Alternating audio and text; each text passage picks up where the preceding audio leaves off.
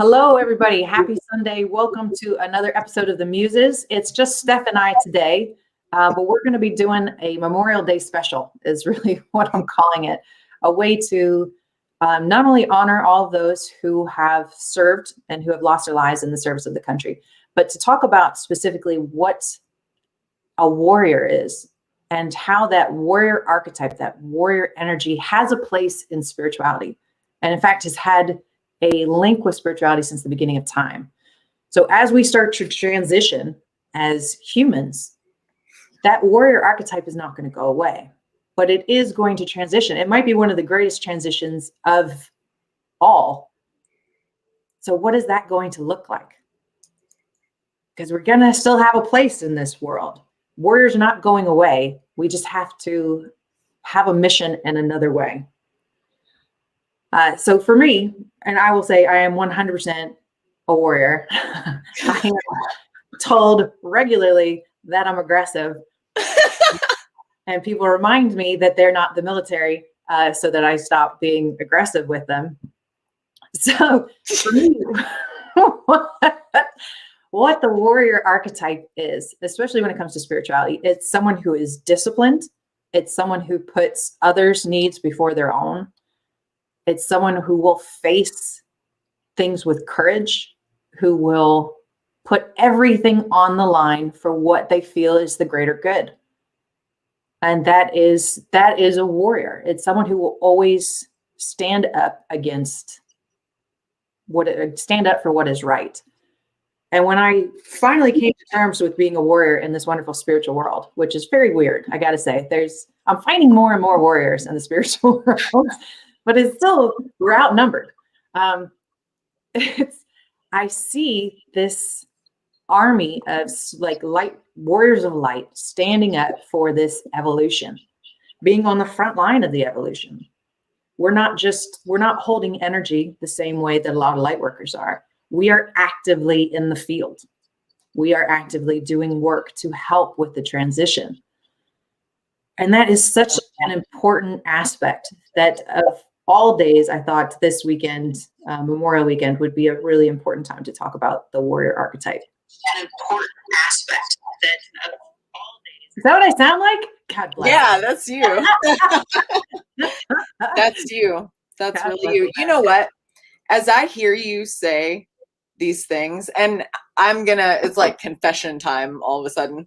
The conversation that we had before we came on, and I had something coming up and felt myself like dissociating from warrior energy or misunderstanding it in some way and being like, oh yeah, I don't know how much I've really embodied that. But as I hear you say those things, I'm like, fuck that, no. Absolutely. That's exactly the energy that I feel moving in everything that I'm doing right now. And it's just a perspective shift on what it means to embody warrior energy. That archetype, that signature. I see it so clearly in you. I do. I'm overt about it. Yeah. It's right on the surface for me. And I know Melinda feels this is why that song that she just put down there, the song Rise Up, that song is exactly what I'm talking about. You know, we rise up, we rise like the wind. That's that warrior energy. It's not still. The warrior energy is not necessarily still. It's active. It's motion. It's action. It's passion. It's very much like the fire energy. So I always see the fire energy in you. I can absolutely see. That comment there. I'm not put that one out there. But I can always see that passion and drive in you. And for me, that's very much how I see warriors. You know, we're always doing, we're always creating, we're always making. What was the phrase that you said? You said something about putting things on the line. It gave me the visual, the energy of like pushing things forward, keeping things moving despite, that stress or anxiety or the little voice that says you can't, or the fear, just whatever way that manifests. pushing through that to that next phase of showing up in that energy, maintaining that, pushing that forward, and sharing it, continuing the journey. Absolutely. Is that next level? What's next? How are we addressing what's next? Because there's always an unfolding, and that warrior archetype shows up in protection of what's next. Absolutely. It's not like a forward. Everything that you said was such a forward motion. I think it feels, I think that's one of the reasons it feels scary to people or even aggressive. It's because we're always leaning forward. We're always ready. We're like, all right, what we got? Where are we going to go? I'm ready. Let's do this. What do we need to do? So it can feel very threatening to people, but it really is. It's just that it's like a shark, we're constantly moving. There's very little static activity. You're constantly moving forward. And everybody has this element inside of them, that motivation that makes them stand up for their children, that makes them stand up for their family. Some are just more, embody it more. And it's part of their soul mission is to be that warrior energy. That doesn't mean serving in the military. It doesn't mean being a police officer or any of the others, although a lot of people are attracted to those jobs if they have that energy, because it feeds a sense of purpose. You feel like you are feeding the greater good, that you are actively participating in making the world better. That's definitely why I joined. And that's one of the reasons when so many people get out that they deal with depression, because they feel like they've lost that. They no longer have that sense of purpose. And really what's funny about that warrior energy, when we get out, it feels like the best of our life is behind us, right? We've done so much, we've seen so much, and all of a sudden the world is just not moving at the same pace that we're used to. The people around us feel threatened.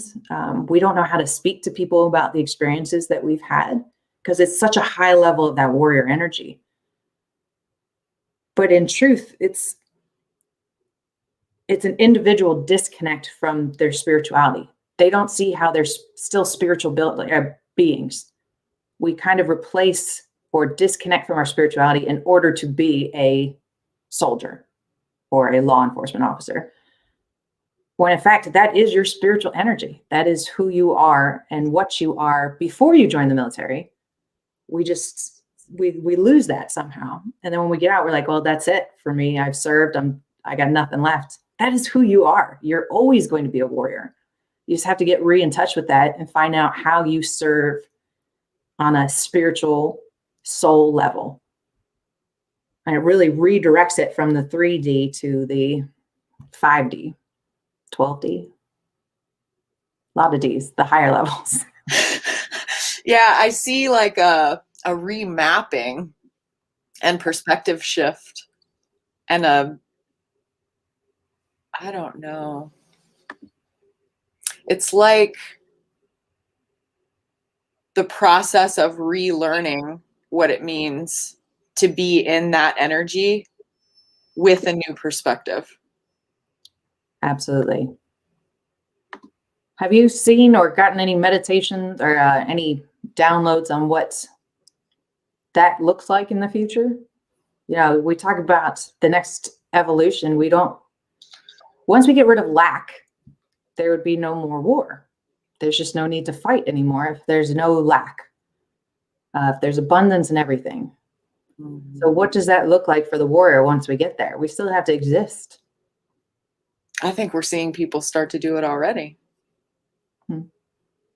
Coming together, lifting each other up in abundance.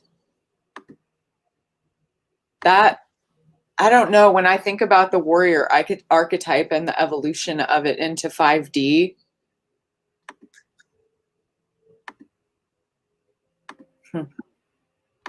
it's very much those who were already seeing at the forefront of what spiritual warfare is already taking place. Spiritual warfare. I like that. Yeah, Yeah. very, very true. There's always the need for that leaning forward, for that level of courage and ability to push past their own needs to serve others. I think that's always going to be important. It's the shift of it. One, they're going to go down swinging because it's been such a masculine field forever. So the change is not going to be an easy shift for them, but there is a place, and that's so the program that I'm launching my program in June, specifically geared towards veterans and first responders, specifically to address this. You're still a warrior, so let's get you in touch with not the soldier you, but the spiritual warrior you. And the whole program is breaking down all those false labels that we attach to ourselves in the 3D and rebuilding at the spiritual base level. Who are you born to be? If you were born with that energy, then you are exactly who you were meant to be. You joined the military because it was a part of your soul path. You fought because it was part of the things you needed to learn and experience. There's nothing wrong with any of that. You are exactly who you're meant to be. And getting warriors to see that is just so crucial. You know, it's I'm not going to say it's easier for other people to embrace their spirituality, but it's certainly more accepted in a lot of other parts of the world and a lot of other communities. Well, I'm not wrong in my recollection that there are, I don't want to say attacks, but it's like you're berated for that in the military. Absolutely. Oh, absolutely. It's so when they break it down. So all basic training is about breaking down who you are. And what they do is they turn you into a mental and a physical being. That's the only two things that they're worried about. They want you to think through problems, and they want you to be able to run really far and pick things up that are heavy. That's super oversimplification, but I can carry things and I can run fast. And when I get there, I can figure out a problem. The emotional has no place at all. And I was thinking about this last night when I wanted to talk about this topic. You get trained to stand at attention, which is standing straight up, looking forward. You're not allowed to look around. You're not allowed to make any kind of facial movements. And you stand that way for hours, while the military training instructors yell at you and you see crazy stuff going on. Even if it's funny, like, don't laugh. I got in trouble for laughing all the time. Really? It's freaking hilarious, the things that they say. Like, that's just absurd. Nobody says stuff like this. So they really are disconnecting the emotion. You can see them. They're like cutting it away and putting they're taking your individuality by making you a part of the group. You now wear a uniform. Your hair is one way. You can only do your makeup cannot be on. You cannot wear any jewelry. You have to conform. You march together. You fight together. You get up at the same time. Everything is very, very in a box. What they're doing by doing this, it's a very masculine way of creating a soldier, but they're disconnecting. They're like cutting a person in half. And they're saying, okay, we're going to use 50% of your capability, the mind and the body. The emotion and the spirit have no place. That's what they think. Right. However, if you were to combine all of that and let a person have 100% of their capability, that spiritual warrior who honors their emotions, who isn't afraid of emotions, who actually uses their intuition and their gut, who is connected to their spirituality in a way that's, they can now handle stress. They can now handle conflict. They can understand why things are happening to them from a spiritual lens. Just how much more effective would we be if we encouraged everybody to be a full person, to embody that energy?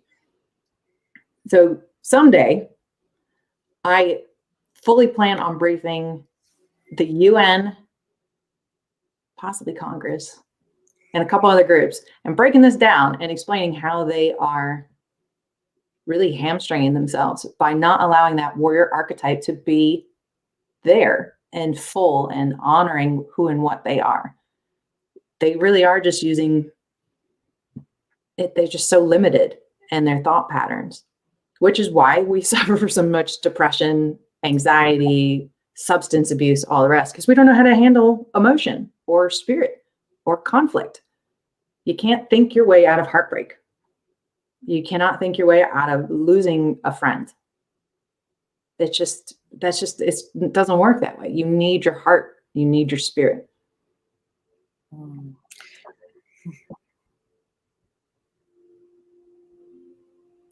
The strength factor.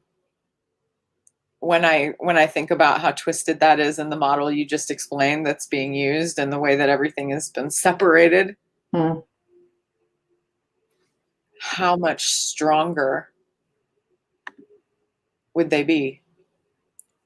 Incredible. It would be night and day. You look at, this is not just military. It's just the military is very, very overt about the disconnect. A lot of careers force people to segment part of themselves, because they only want this 10% of you. This is the part we want. The rest, get away. We live it and breathe it a little bit differently than other groups. But when you look at it when you really take a step back and look at it from a higher level, what it's done for centuries is really told warriors that they only have this one role. You go to war, and when you're not at war, you really have no purpose, which is just not true. There's thousands of things that warriors do every single day, whether it's protecting, whether it's helping with natural disasters, hunting. Like, you look at the original jobs, hunting and gathering. Hunters were warriors. They were there to provide, to protect. That still exists. Those needs still exist. I'm not going to go out and hunt a deer or anything, because they're really cute and they taste terrible.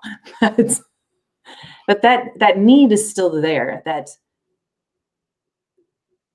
That desire to take care of others is very much a warrior energy.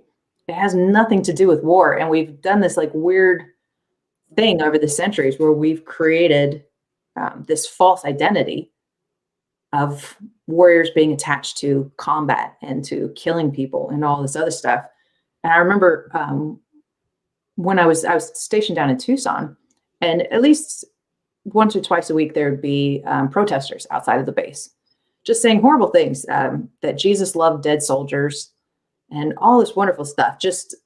They would just stand out there with signs, and as you would drive into the base, they would spit at your car and throw stuff. And I saw it. It didn't bother me so much as just confused me, but now I see what it is. It's a disconnect from what the warrior is meant to be. We've created globally this ideal that soldiers are dumb, that they follow orders blindly, that they have no heart, that they go in there and they're just monsters. That's not what the warrior is meant to be. The warrior energy is even in Buddhism. You look at Buddhism and mindfulness, that ninja, that samurai, there's so much honor in being a warrior. And it has a place. It has a place in our society. We just have to heal it, if that makes sense. Yeah. So how do we do that? How do we move forward and heal the warrior wound? And especially, you know what, this is a great conversation, because for people who are not military or in positions of service in that way, where that warrior archetype is being impressed on them through separation, for people who don't have that experience, how do we also, and I say we because I'm including myself in that group of people who have not had that service-based warrior archetype employed, healing that wound, because we all carry a piece of that. What does that look like? I have to imagine it looks a little bit now. Yeah, no, a lot of it like what I'm currently doing, marching to Mexico to gather together and heal the planet. Like there's some warrior archetype in that. Absolutely. A lot of warrior archetype in that. You know what? Why am I having trouble owning that? I don't know. Why do you think you're scared of the warrior archetype? I don't know, because I can feel myself dancing around it with language. Making disclaimers and explaining and the kind ofs and the language that I'm using, and I'm not owning it. What is that? I don't know. What do you think a warrior is that could be giving you that, I don't know, hesitation? I don't know, because I don't hesitate at all to do what I'm doing. There's no hesitation in the work that I'm bringing forward, the marching together in the vortex energy and being there with that intention to heal the planet and overcome the hurdles that are thrown, because all of us who are coming together in this space are hurdling things to get there. You know what I mean? It's very much that almost obstacle course energy. Oh yeah, absolutely. That's a really good image of it. And I have no hesitation in any of that. But so this conversation of the warrior archetype, I don't know. Why do I not consider myself warrior? Like, I don't know. You know what I think it is? I just heard it, and I heard the word fight. And it's the stigma behind the word fight and the lack that comes from fighting. And that's exactly what it is. It just came full circle back to exactly what you talked about as we opened the show, and the way that it's been twisted. And that the image of a warrior is a fighter, someone who has to fight and go to battle. And I do what I can to keep the word fight and battle out of my mouth, because it does represent lack instead of abundance. And so it's my direct correlation of that word warrior with the words fight and battle that I'm pushing away. Wow. Well, for you and anybody watching this, if you're a warrior, holler, own it. I am a warrior. That's, oh God, it just feels good saying that. It's such a powerful energy. That, all right, you look at what they do. Like you said, they gather together. They stand as a united force. They add their energy together in a way that's really unique. And I've never really thought of it that way until I said that. But when you bring a group of people together, the energy always raises. But warriors are disciplined and trained to work together in a way that a lot of others don't have experience in. So their energy is not only together, but it's focused, and their intention is all pointed in the same direction. So if you take that energy, hell yes, Elisa the warrior. I knew she was. And you know what? You know what I heard? I heard that no. And I am a warrior. And then I look and I see her comment on the But you take that energy, that discipline, and you use it for other than lack. Think of what you could do with that. I mean, you're exactly right. You're doing it in Mexico. You're taking a group of people and you're marching and you're focusing your intention to heal.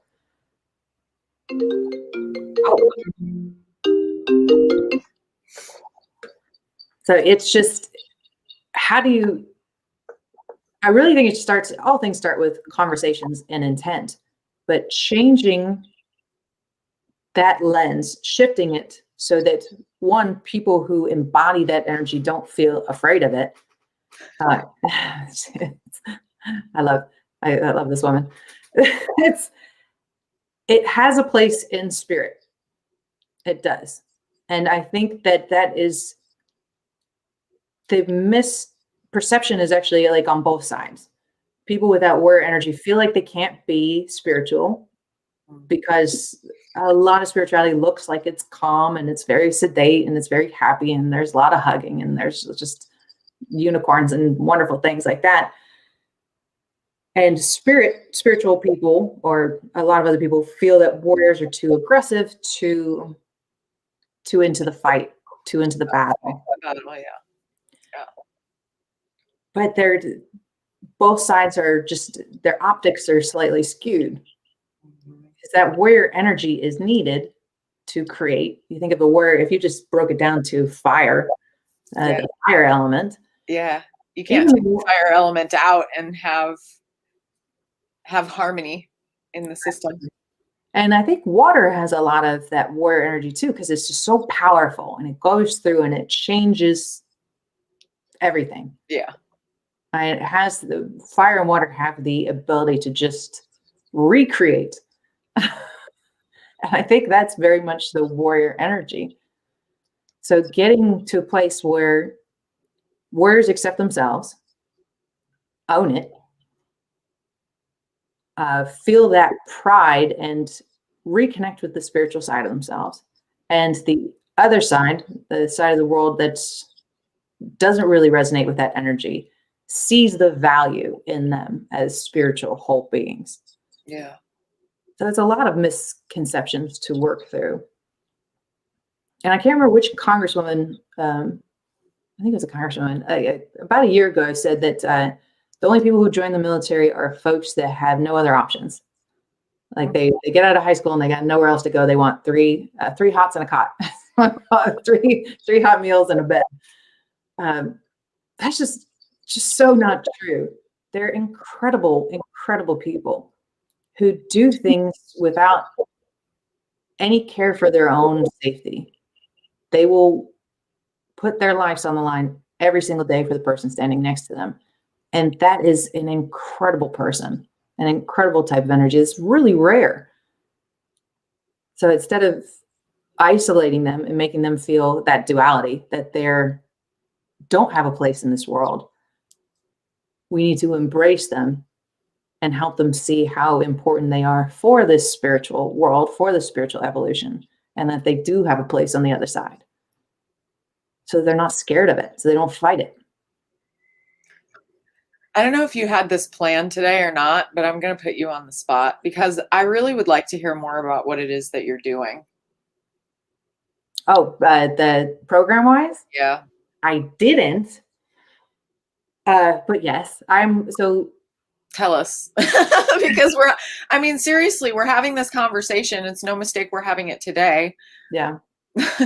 This is alive in the field and it's collective energy coming through as well. We got another giant warrior. Yes. So, let me take a step back in this. So when I got out of the military, no, even before that, I always felt called to serve. Like that was something about being on the front lines, even sacrificing my life. There's something really appealing about that. I was a protector from birth, like birth. My sister and all my friends will tell you, I am very overbearing protection. Even as like a 5-year-old, I'm like, all right, stay here. I'm going to go into traffic first. I got this. It took a long time for them to beat that out of me. So when I went into the military, it felt, for the first time, I felt like I belonged somewhere. You know, I'd always felt out of place. I was very tomboyish, very, very aggressive. And I finally felt like I was home. You know, it was the first time I felt smart. I felt like I was good at something. Everything just kind of came naturally. And then I got out. Because, the military I don't take orders well, which is just really the bottom line of that one. I like and I hated taking orders from people that I just didn't have respect for. And that is not the way the military works. So I continued to serve as a civilian. But when I got out of the uniform, there was an identity crisis. And I really suffered from depression for a while, trying to figure out, you know, who I was and what I was. And for me, I turned to spirituality. I started researching everything that I could get my hands on. Like, why am I depressed? And self-help books just weren't doing it for me. I was like, there's something deeper. And that's where I found Edgar Casey's work in the spirituality. What I learned and it's really the last 2 years that I've come to terms with this, is that people who put service before self, veterans, first responders, other people who serve their families and their communities, what they do is they take on a false identity. They don't know who they are on the inside because they've claimed a new identity on top. For us, it was the soldier. You think about taking on that very strict identity at 18, at 20, when you really don't know who the hell you are. And you're told you're a soldier, you're this, you're that, you specialize in this, you show up at this time, here are what you can say, do, and think. And then that's taken away from you. So that false identity that's really filled that gap in your life is gone. So I started really peeling that back and saw the disconnect between spirituality and the military. So that's a very long way of saying I saw the problem. And the more I dissected it, the more I understood the disconnect that was creating all the depression, all the suicide, all the substance abuse, the becoming abusive, becoming very, very angry and lost. So I combined all of the thousands of things that I've studied, alchemy, energy work, Edgar Cayce stuff, life purpose, dream work, the Akashic records. I combined all of those into a program that is meant for that warrior archetype. It is meant to help warriors strip away every false label that they've collected in their lifetimes. So anything that is not a true part of your identity. So even the soldier part, that is something that you did. That is not who you are. You're a warrior. We can get down to that. But the soldier was a false identity. Even, brother, sister, mother, all of those identities are not who you are. It's something that it's like a role that you fill. Right. So stripping all those down to find out who you were when you were born. What gifts did you bring in with you? What are your greatest strengths? When did you feel the most passionate? What events or things did you do where you felt the most connected to the world? And you really hone in on what those things were. You create your core values from a place of self and not what the world has told you have to value. You learn to silence the ego, that little voice that tells you all those wonderful things. You're not good enough. You're not good enough. You got to conform. And then you start building from there. So now you know who you are, you know what you are. Now we have to learn how you serve. So the whole first month is just about finding out who you are. And this is a 4-month program. And that 1 month alone might not be enough to really, really do the work of getting into who you are. But the whole month is looking at it from a very analytical perspective, creating your own mission statement, your own core values, learning how to pull apart your birth chart and see how that fits with what you're passionate with. All the proof is there if you look at it. There are patterns to who you are and what you are. The next month would be all about helping to heal wounds. So now that you know who you are, we can start letting go of a lot of that scar tissue, ripping that open and starting to heal in a true place. So in alchemy, that's stage 2, disconnecting the emotion from the event. I just love that stage. That's super, super painful, but very, very important. Of all of those, all the false paradigms. Yes. So that whole month is removing the emotion, and then you have to create new programming. So now that you've stripped away the false programs, you start to create new ones. So that when you do deal with emotional trauma, when you do deal with stress, you don't go back into that old paradigm. You've created something new. You know how to handle it better because you know who you are. You're confident in who you are. You know how to handle things without going into emotional spiral. And you can see the bigger picture. You see the soul level picture versus the Chris or the Steph level. My soul is experiencing that trauma for a reason. So let me take a step back and see what that could possibly be. So it really is breaking down every thought pattern, every neurological pathway we've created and starting something fresh. And it's meant for people who have really dealt with a lot of traumatic experiences in their life, who don't know who they are anymore because of those. Yeah. But they bring so much to the spiritual world.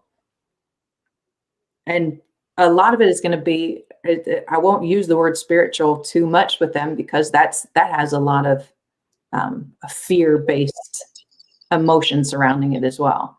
A lot of warriors are scared that spiritual is not for them, like I said. So it's going to be very interesting. 4 months, and the final month is all about accountability. So now that you have reprogrammed everything, what do you want to do with your life? So do you want to go to school? Do you want a job? Do you want to start a business? And we hold each other accountable. We use each other. We use that bond that we create as warriors, and we support each other to build what is next. And the final thing, and I'm very excited about this, which won't be for this first program that I'm running in June, is a retreat at the end, like a culmination for the class. But instead of the beautiful retreats that, you know, we planned, which is very getting in touch with nature, the rest. Oh no, we're going to do like aggressive driving. We're going to shoot, move, communicate, like get that warrior energy up. It doesn't necessarily have to be guns, but it's going to be more physical. You know, let's go out and let's push ourselves to be our whole humans. We are physical. You could have a lot of fun with that. Oh, it's going to be a blast. I've got a friend who does retreats for veterans now. Yeah. And they do like off-roading in the Jeeps, and then they'll like spend nights out in the camp, and they'll just do a bonfire and share war stories and all that other great stuff. Wow. But if you take, so you turn that up a notch and you add in the spiritual element as well, whole humans, that's what I'm aiming for at the end, whole warriors at the end of it. I'm very excited. Your work is so important, and what a blessing you are. Thank you. I'm scared. I'm terrified. I'm not gonna lie. Right? Freaking terrified. And you know that you're aligned and you're supported in this. Yes. Yes. It's the work that we've done over the last couple of years has really just, it's allowed me to see bigger picture patterns. And I know that it has for you as well with the DNA work that you're doing, shifting the DNA. We got to stop looking at the symptoms like depression and obesity and all the rest, and get down to the cause, the disconnect. And for some reason, the last couple of years, that information has been coming in pretty loud and clear, but it's so intimidating because these are huge problems. It's not like, oh, let me just slap a Band-Aid on it, you're good. Oh no, let me break you down to your root, and now we can start building you back up. It's scary. It is scary stuff. It's global mission level work. Global mission level. Absolutely. And that's a very, I don't know if we've ever talked about global missions on this show, but that would be a great topic one day. We've skimmed it a little bit. But man, if that doesn't just synergize perfectly with the archetype of the warrior and spiritual warfare and all of those things. Absolutely. There's been so many folks coming into the field of the Muses and into my field that are just, their missions are global. Yeah. And maybe every soul came in here with a global mission this time. It really speaks to how big this evolution is going to be, this next stage, that people are coming in with missions to change the world. Yeah. That's freaking awesome. It's more and more and more. It's so exciting to be on the planet right now. I know a lot of people would just be like, what? Man, we asked to be here for this. And so discussing the warrior archetype today, if you're watching, welcome home. You also carry an enormous warrior archetype signature. Look at these ladies in the chat and tell me I'm wrong. These are our girls. These are our people. They are all about it. Oh, so how would you define a global mission for a spiritual warrior or just a spiritual person? A global mission. How would I define that? Yeah. The first thing I'm hearing is call to action. And that's led by spirit. So it shows up differently for everyone. The global mission, though, is a divine call to action, a divine planetary call to action. It's being led by the spirit to work with the spirit and co-create in that way that serves the collective, that serves collective consciousness, that serves the highest love, peace, and unity.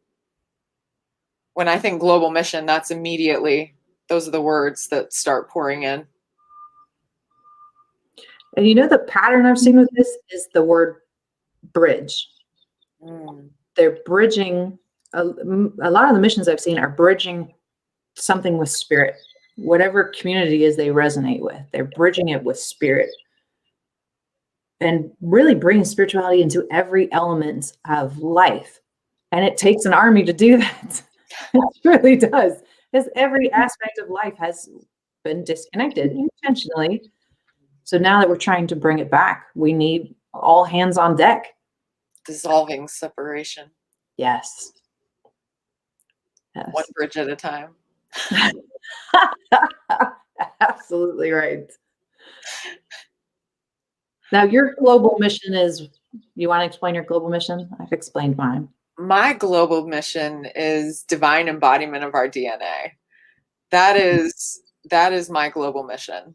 And to see what unfolds on the planet with an influx of beings embodying their own divine essence.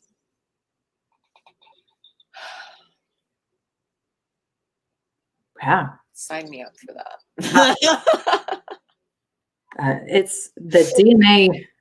We always talk about how the DNA really appears everywhere. I mean, it's such a crucial thing for us to understand. It's not something that's just there and means nothing. It's like your blueprint. So why wouldn't you want to understand that and make sure that it's working the way that it's supposed to? It's pretty cool. It's how we embody the spirit that we are and express most purely that energetic signature. Amen. So what is it you're doing in Mexico? Mexico is a gathering space, a medicine space, and it's going to run the span of 3 weeks and have multiple different intuitives, healers, coaches, medicine people coming into the space to facilitate and share. And the intention behind all of it is personal transformation, cultivating collective consciousness and elevated collective consciousness. We're healing the planet. Really coming together with the intention of doing the work in this space, and that like hyper reflective aspect of it where you're being seen and seeing others in their gifts, sharing really that co-creative energy. And we're seaside, so the programmable nature of water means that ceremonially everything that we do and our intention, the spiritual realm work that we're doing, the personal transformation, all of it elevating the vibration of not only ourselves but the collective, and just sending out that rippling. Definitely warrior energy. Yeah. Absolutely. That it's so funny what I was seeing when you're describing that is just as your energy builds and gets stronger and it's able to filter out and affect the energy of the people around you, that strong focused energy will always overpower the darker, the more complicated energies, those who haven't worked on it, because it's unfocused. It's like washy and wishy and all over the place. I think it's supposed to be wishy-washy, but that's neither here nor there. So that focused energy has no choice but to take over and influence the energy of the wishy-washy energy around it. That's a warrior energy right there. You're talking massive transformation, and I love it. Thank you. Thank you. So he was asking what type of alchemy do I use? I studied alchemy online, and I've studied it in a couple different ways. But for me, my big pull towards alchemy was the number 7. So 7, I've found throughout my travels was the number of ascension. So if you look at in Peru, there's the number 7. Mary Magdalene had the number 7. Chakras have the number 7. Everybody had 7 steps. Buddha has 7 steps to ascension. So I learned alchemy specifically to understand how it fit in with the other ones. And the steps have a pattern, just like everything else. And I loved how organized it is in alchemy. It really appealed to that warrior energy because it was so logical when you really broke it down. Like, okay, first let's make that ego shut up so that you can hear spirit. That's a really important part. Shut up. I can't listen to you right now. And then moving towards the emotion, learning how to get the emotional ties that are detrimental to you to let go. And it really corresponds to the chakra. So you've got the root chakra in step 1, which is the ego. So that base, that root, moving up to the feminine chakra, you've got the emotions. So I loved seeing how they coalesced and corresponded to each other. And that was very much how I got into that, reading the Emerald Tablet and all that wonderful stuff. I think Merlin was real, I gotta say. Merlin would definitely be a warrior energy. And the Midas. Yeah, so the final step of alchemy, when they talked about it, they call it lower alchemy and higher alchemy. Lower alchemy would be actually turning something into gold is the final step. If you look at it from a mineral level, alchemy is changing the makeup of something into gold being the final one. Higher alchemy being gold as a spiritual level. So you're changing your substance from a 3D being to a 5D, that gold persona, that connected spiritual person, with the final step being to come back and to teach.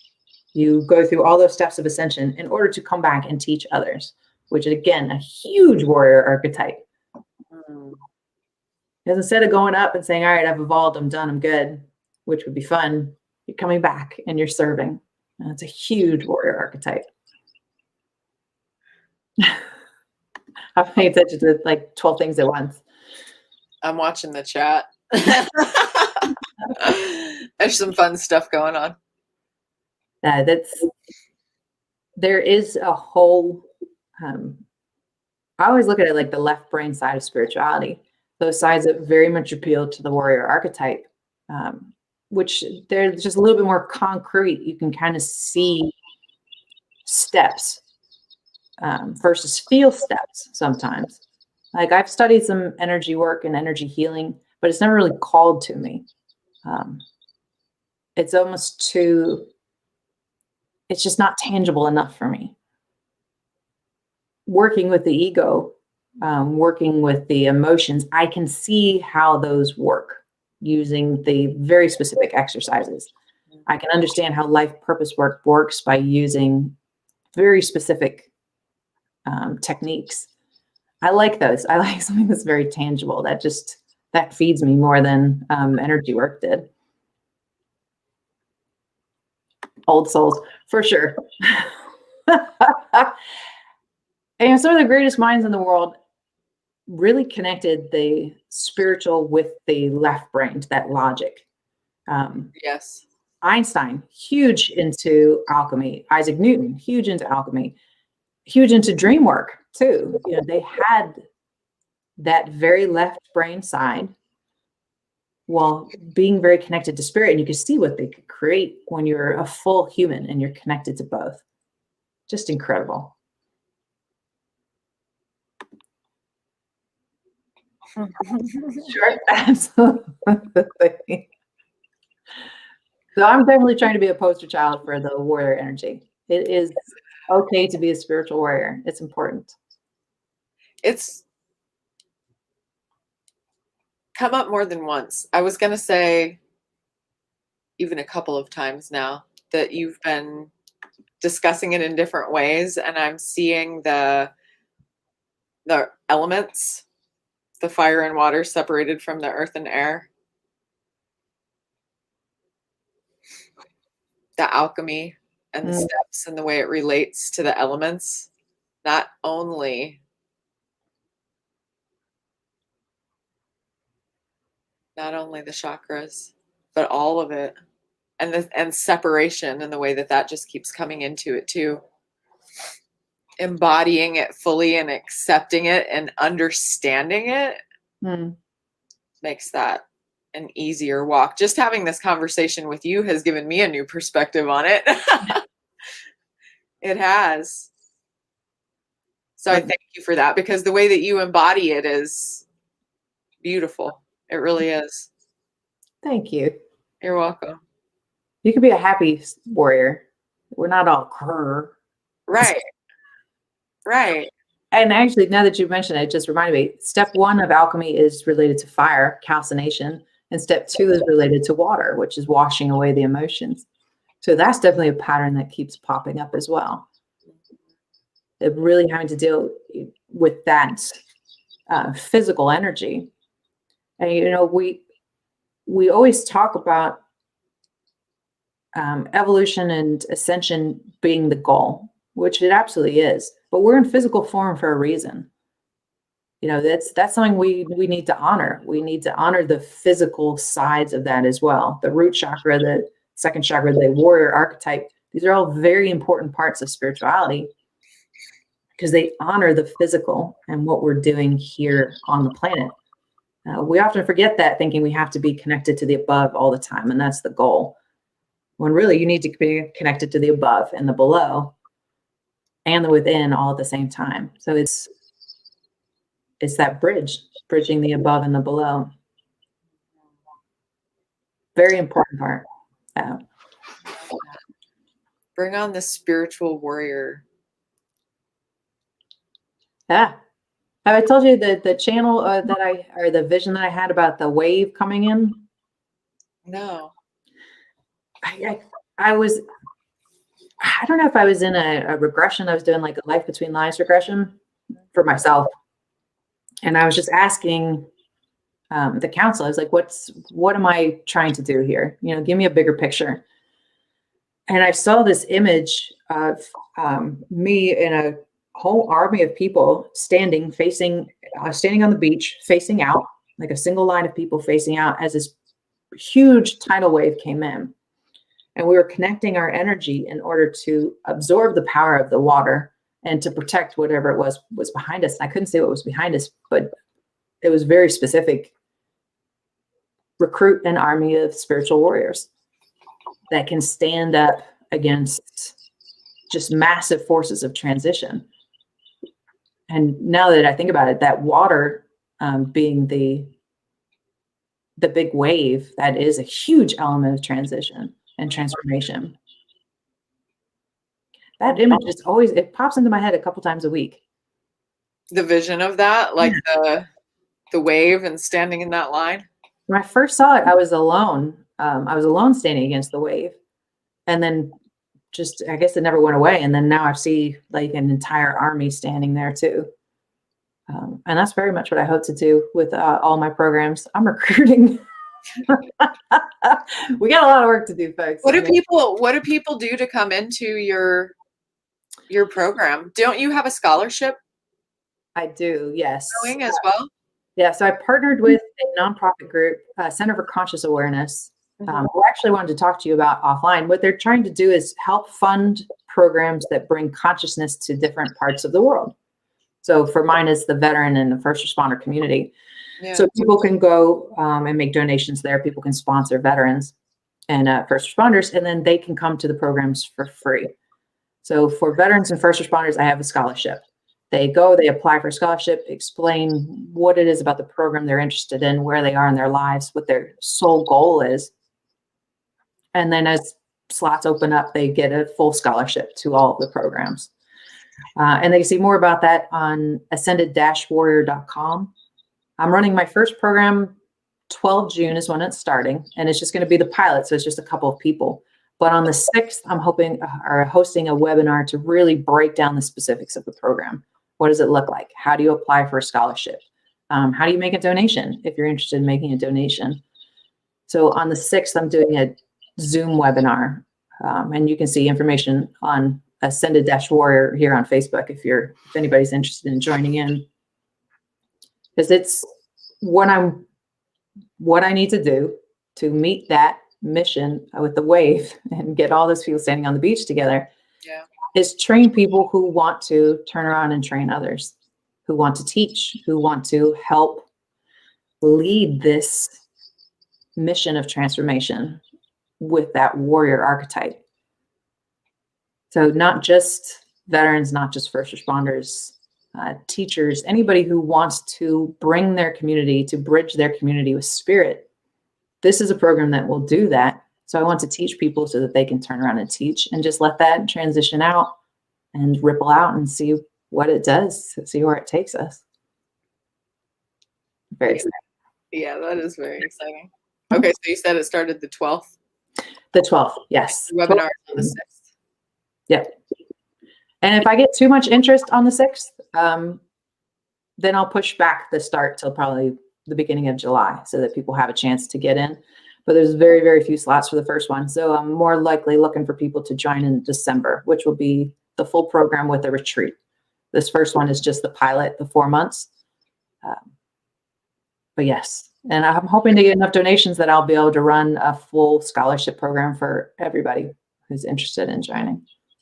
I hate money. I don't like anything about it, especially for those who have served.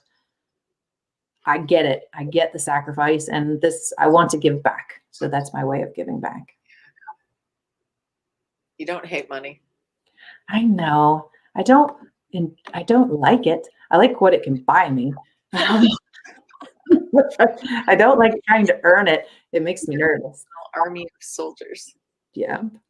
They're marching toward you already. Yeah. And at least if you ever want to be a teacher and teach your folks, you are very welcome to join the program anytime. I've got her husband in the program, which I'm really excited about. So I'm hoping he can turn around and teach her stuff on the side. Very cool. Very cool. I love that. It's an important day to remember. It is. It is. And I think we've done a lovely job of discussing this energetic archetype that comes forward through the work of the people who we are remembering. The people who are still serving, people who will serve. It's alive in all of them and us. And thank you for your perspective shifting conversation. Because it's allowed me to see the warrior archetype in a new way. I've always known it, right? We see these beautiful warrior goddesses, but I think like spiritual warrior. I think, I don't know, my mind is twisting it somehow into something different than just warrior, the warrior archetype, right? And it doesn't always have to be a particular way. It's the energy that shows up in the movement, in the call to action, in the spirit, in the embodiment of that call, and how you bring it forward. Beautifully said. Thank you. It's inspired by you. I'm just sitting here looking at you like this beautiful warrior goddess. Thank you all. Thank you, Chris. Thanks to everyone who's joined us today for this insightful conversation. And many, many blessings of love and light to all of those who we are remembering, all of the warriors. Thank you guys again for joining us. You can join us here, join Muses live every Sunday at noon Central, which is also 10 Pacific and 1 Eastern. Thank you guys so much. We'll see you next time. See you next time. Hug a warrior. Do it.